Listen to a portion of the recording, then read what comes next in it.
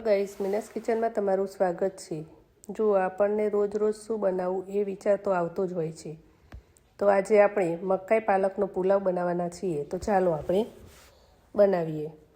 મકાઈ પાલકનો પુલાવ બનાવવા માટે પહેલાં તો બાસમતી ચોખાને ધોઈને લઈ લીધા છે અને તેને આ રીતે બનાવવા માટે મૂકી દેવા।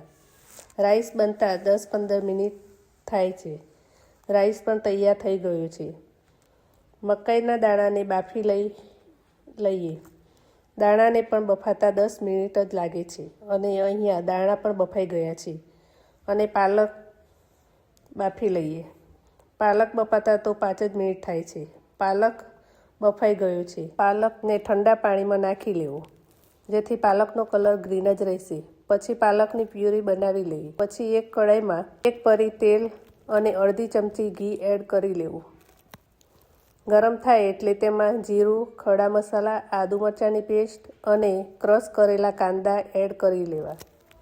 હિંગ નાખી લેવી। તેને સારી રીતે મિક્સ કરી તેમાં પાલકની પ્યુરી ઉમેરી લેવી। તેને પણ મિક્સ કરી લેવું। તેમાં બફાયેલા મકાઈના દાણા નાખી લેવા અને તેને હલાવી લેવું અને પછી તેમાં રાઈસ ઉમેરી લેવું।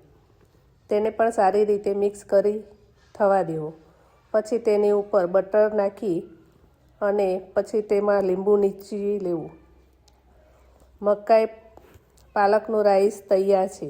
તેને એક ડીશમાં લઈ તેની ઉપર ચીલી ફ્લેક્સથી ગાર્નિશ કરી લેવું। જો તમને આ વિડીયો ગમ્યો હોય તો વિડીયોને લાઈક કરો, શેર કરો અને ચેનલને સબસ્ક્રાઈબ કરો। Thank you.